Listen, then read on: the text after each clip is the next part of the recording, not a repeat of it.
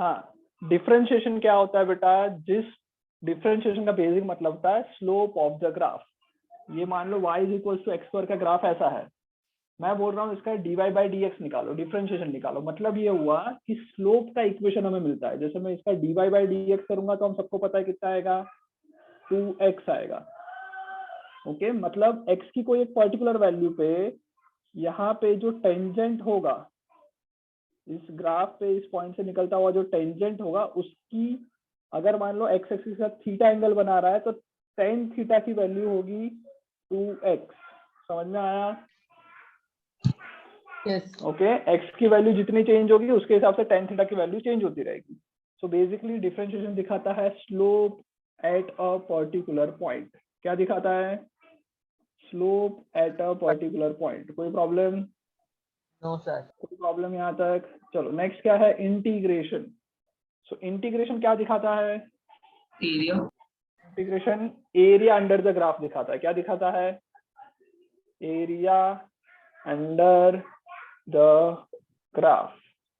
Area under the graph मतलब होता है इंटीग्रेशन। मतलब ये हुआ, अगर मैं लिखूं integration of y dx, integration of y dx, इसका मतलब क्या हुआ? इसका मतलब क्या हुआ वो देखो, y dx। ओके, मतलब अगर मान लो, चलो मेरे को ये पूरा एरिया चाहिए, यहाँ से लेके जीरो से लेके ये जो ग्राफ है उसका एक एग्जैक्ट कोई पर्टिकुलर वैल्यू है, इस पूरे एरिया मेरे को चाहिए, पूरे ग्राफ के नीचे का जो एरिया है वो चाहिए। कैसे मिलेगा? तो वो फाइंड करने का तरीका है इंटीग्रेशन। इसमें हम करते क्या है, what is the process? So basically हम क्या करते हैं, कोई भी एक वैल्यू ले लेते, लेट्स से एक्स की कोई एक वैल्यू ली, वहां पे मुझे रेक्टेंगल का एरिया पता है, हाँ या ना? मुझे रेक्टेंगल का एरिया पता है। Yes sir. सो मैं क्या करता हूँ, मैं इस पूरे का एरिया निकालने के लिए ऐसे रेक्टेंगल्स में डिवाइड कर देता हूँ इसको। कोई प्रॉब्लम? No sir. हाँ या ना? वो हम कर्व मैं को इसका एरिया निकालने के लिए रेक्टेंगल्स में डिवाइड कर देता हूँ और सर फिर इस सारे रेक्टेंगल, हाँ बोलो भाई।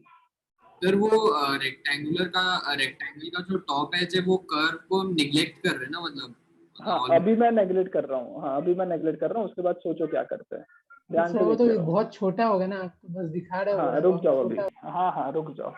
चलो सो बेसिकली मैं क्या कर रहा हूँ, स्क्वायर्स में डिवाइड कर रहा हूँ, स्क्वायर स्ट्रिप्स में मैं डिवाइड कर रहा हूँ।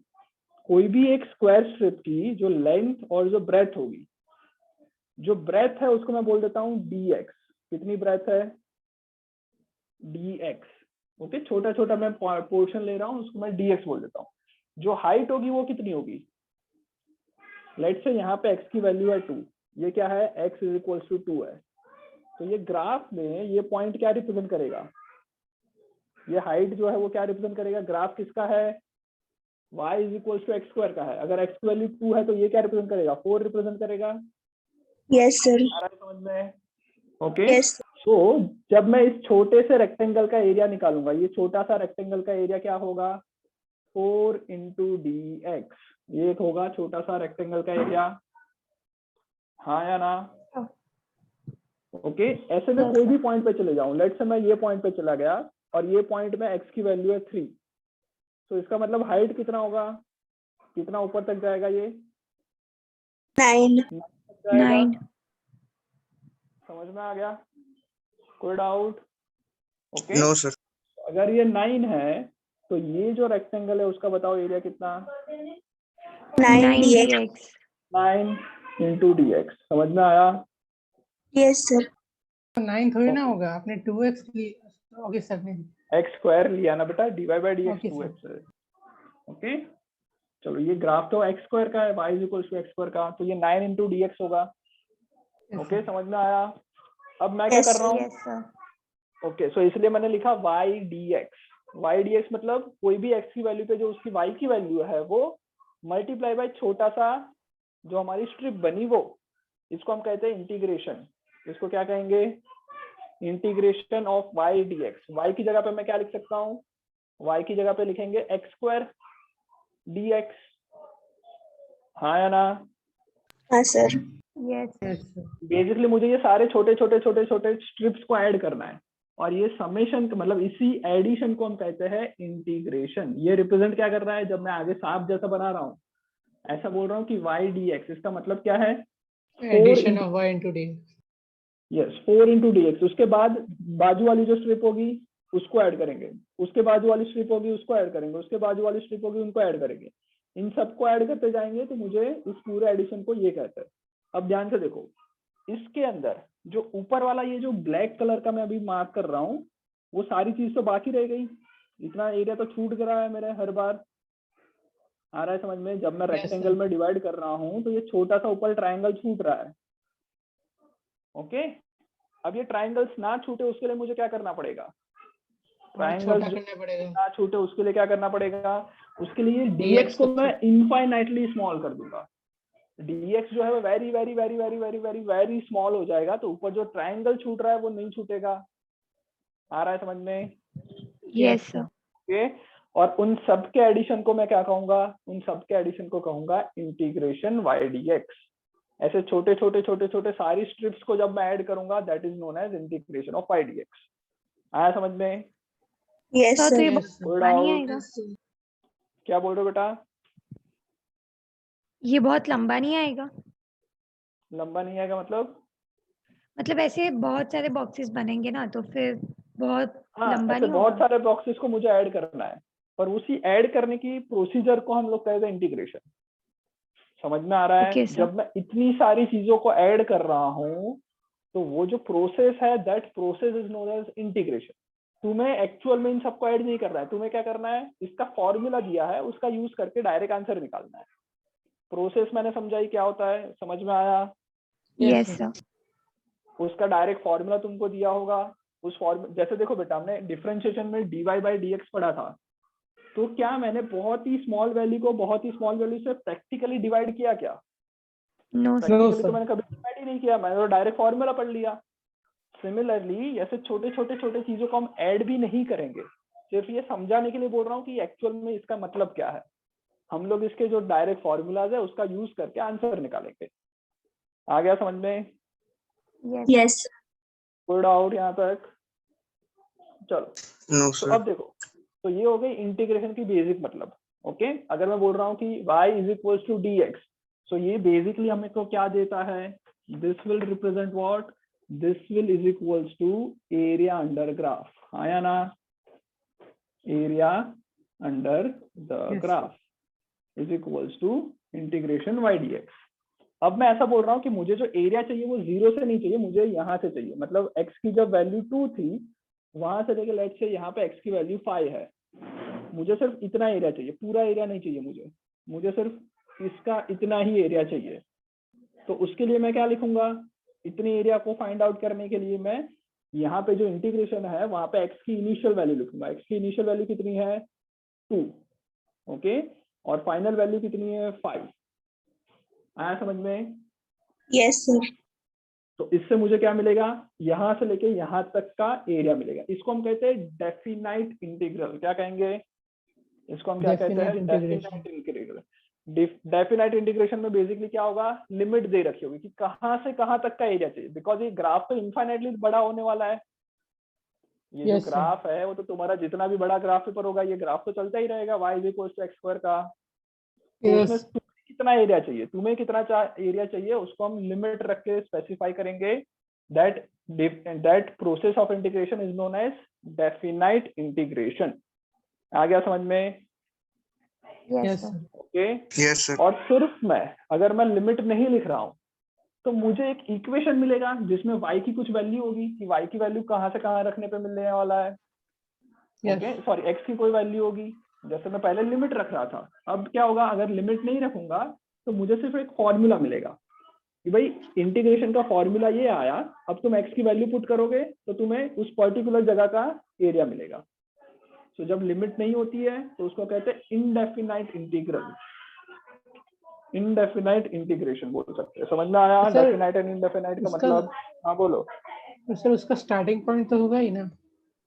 स्टार्टिंग पॉइंट ऐसा कुछ नहीं होता है ना, क्योंकि मैं कहीं से भी लिमिट, देखो जैसे कि मान लो ये हमने y is equal to x square पढ़ा है, उसका डिफरेंशिएशन मैंने क्या लिखा, dy by dx की वैल्यू क्या लिखी, 2x। ये मुझे एक इक्वेशन दे रहा है कि भाई स्लोप का वैल्यू है 2x के equal.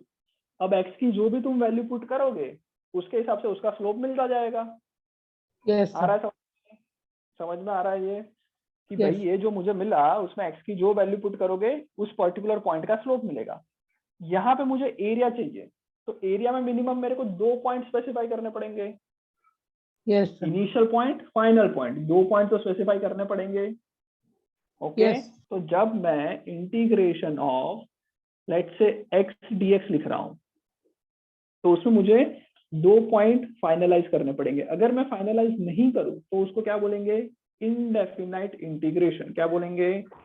indefinite interval. Indefinite integration, जिसके अंदर मुझे सिर्फ इक्वेशन मिलेगा। जैसे x integration of x dx का फॉर्मूला होता है x²/2 + c, ऐसा कुछ होता है। c क्या है? कोई भी एक कांस्टेंट है, उसके ऊपर हम लोग अभी सोचेंगे नहीं। तो ये क्या देता है? इनडेफिनाइट इंटीग्रेशन, मतलब सिर्फ एक फॉर्मूला देता है, एग्जैक्ट न्यूमेरिकल वैल्यू नहीं देता। न्यूमेरिकल वैल्यू कब मिलेगी? जब तुम यहाँ लिमिट लिखोगे कि लेट्स से मेरे को 3 से लेके 7 तक का एरिया चाहिए। समझ में आया? Yes. सबको आ रहा है या ऊपर से जा रहा है? सर समझ आ रहा है. हाँ बोलो। सर सर जब इनडेफिनाइट मतलब जब लिमिट ना दियो तो वो देगा तो एरिया अंडर ग्राफ ही ना। हाँ एरिया अंडर द ग्राफ ही देगा, पर कहाँ से तो- कहाँ तक तो का सर- एरिया वो स्पेसिफाई नहीं किया है। हाँ हाँ, सर तो बस सर फिर हम कैसे तो निकालेंगे? सर ये जो ग्राफ है सर, तो ये जो ग्राफ है तो ये माइनस हाँ। इंफिनिटी से इंफिनिटी जा रहा है, तो वो लिमिट रख दो हाँ पूरे ग्राफ मतलब फिर। वो क्यों तो वो लिमिट नहीं रख रखोगे? तो सकते कुछ वैल्यू ही नहीं आएगी ना। अरे यार वो तो इनफाइनाइट एरिया आ जाएगा ना। तुम जब स्पेसिफाई ही नहीं करोगे तो इनफाइनाइट एरिया आ जाएगा। उसको एरिया कैसे मैं निकालूं, कैसे बोलूं? तुम नंबर ही स्पेसिफाई नहीं कर पा रहे हो तो उसका एरिया कैसे स्पेसिफाई करोगे?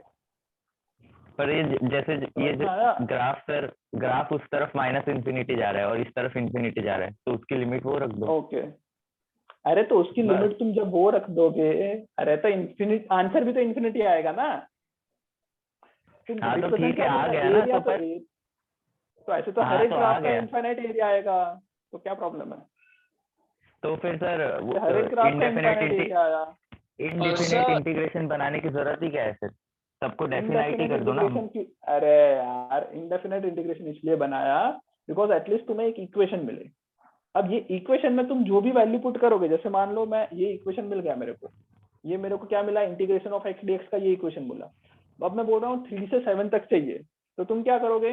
x में एक बार 7 लिखोगे, 7²/2 + c, माइनस क्या करोगे? x में एक बार 3 रखोगे, तो 3 रखोगे तो क्या आएगा? 3²/2 + c, 3²/2 + c, इसको माइनस कर दोगे। आ रहा है समझ में? Yes. Yes. जैसे Yes, वैसे ही sir. उड़ने वाला है। और ये मेरा फाइनल आंसर आ गया कि 7² - 3² / 2, ये मेरा एरिया आ जाएगा बिटवीन 3 to 7। 20. आ गया समझ में? Yes. sir. कोई डाउट? Okay. करते हुए समझ में आया? सर सी Indefinite मतलब होता कुछ क्या मैं क्या वैसे? कर रहा हूँ? c एक बेटा कांस्टेंट है। c जो है वो एक कांस्टेंट है। वो क्यों लगाते हैं वो मैं बताता हूँ। यहाँ तक समझ में आ गया ना? सर एरिया सी हम समझ में आ गया लेंगे क्या? सबको? सी हम अरे मतलब रुक कुछ जा, मैं बता रहा हूँ, रुक जा, बता रहा हूँ, रुक जा। हाँ सर। यहाँ तक समझ में आया? किसी को कोई doubt? Okay integration sir. Basically under the graph है, उसके डायरेक्ट फॉर्मूलाज होते हैं, वो फॉर्मूलाज हमें याद करने हैं। इतना समझ में आया? चलो अब एक्चुअल में मैंने लास्ट क्लास में बताया था डिफरेंशिएशन एंड इंटीग्रेशन, ये दोनों चीज कैसी है? डिफरेंशिएशन एंड इंटीग्रेशन एक तरह से क्या है? रिवर्सिबल है। रिवर्सिबल, इंटरचेंजेबल नहीं है। It is not interchangeable, it is reversible. मतलब कोई एक चीज का डिफरेंशिएशन करोगे, जो रिजल्ट आया उस रिजल्ट का इंटीग्रेशन करोगे तो वापस डिफरेंशिएशन आएगा। आया समझ में? जैसे मैं एक करके दिखाता हूँ, x³ y = x³, इसका मैं चाहता हूँ इसका डिफरेंशिएशन करो, तो डिफरेंशिएशन फॉर्मूला तुम्हें पता है, dy/dx कितना आएगा? 3x². x², ये पता है? Yes, sir. कोई डाउट? No, okay sir. अब मैं तुम्हें ये बोलता हूँ 3x² का इंटीग्रेशन करो, 3x² का इंटीग्रेशन करो, राइट? सो अगर इंटीग्रेशन के फॉर्मूलाज नहीं पता तो पहले मैं एक फॉर्मूला बता देता हूँ कि इंटीग्रेशन के क्या फॉर्मूला है। तो एक सिंपल फॉर्मूला है इंटीग्रेशन ऑफ x की पावर n dx। इसका फॉर्मूला है will be is equals to x की power n plus 1 divided by n plus 1 plus c। ये फॉर्मूला है। c क्या है बात करेंगे। यहाँ तक समझ में आया? Yes, This sir. is the sir formula इसमें for x की ट्रिक power n। सर इसमें ट्रिग्नोमेट्री और लॉगरिथम की भी अलग हाँ अलग सब फॉर्मूला कुछ आएंगे। आएगा। हाँ अलग अलग फॉर्मूलाज आएंगे सबके। ओके, पर ज्यादा हम इसका इंटीग्रेशन का ज्यादा यूज नहीं करेंगे जितना ज्यादा डिफरेंशिएशन का करेंगे। तो इसके बेसिक फॉर्मूला से ही सब काम चल जाएंगे। ये समझ में आ गया? ये फॉर्मूला Yes. समझ में आया? Yes sir. अगर मैं 3 से मल्टीप्लाई नहीं सर, एक करूंगा बार तो फिर से 3 बताइए इंटीग्रेशन ना। के बाहर भी है। x की पावर n का फॉर्मूला होता है x की power n plus 1 by n plus 1। ये फॉर्मूला है फॉर इंटीग्रेशन। मतलब ओके अगर सर। मैं तुमको बोलूं कि भाई x dx का इंटीग्रेशन करो तो ये बेसिकली क्या हो जाएगा x की पावर 1 dx। तो क्या आएगा? x की पावर n होता तो n plus 1 हो जाता। तो x की power 1 plus 1 divided by 1 plus 2 1 तो क्या अपॉन आएगा? 2 x square by 2 आ जाएगा। x रेज़ टू 2 पाई। समझ आया? Yes sir. बताओ Yes, इसका sir. डिफरेंशिएशन करो, इसका इंटीग्रेशन करो। 3 बाहर निकाल लेंगे। 3 का कुछ काम नहीं है, वो कांस्टेंट है, वो बाहर निकल जाएगा इंटीग्रेशन एक्स से। क्यूब। जैसे तो मैं डिफरेंशिएशन लिखूंगा कर रहे थे 3 x क्यूब। 3 हाँ जैसा differentiation 3 integration of x square का इंटीग्रेशन बताओ इस फॉर्मूला से। एक्स क्यूब x की पावर n plus 1 x की power 2 plus 1 divided by n plus 1 which is 2 plus 1। समझ में आया? Plus c। ये समझ में आया? Yes sir. Yes, sir. 3 को मल्टीप्लाई कर लेते हैं।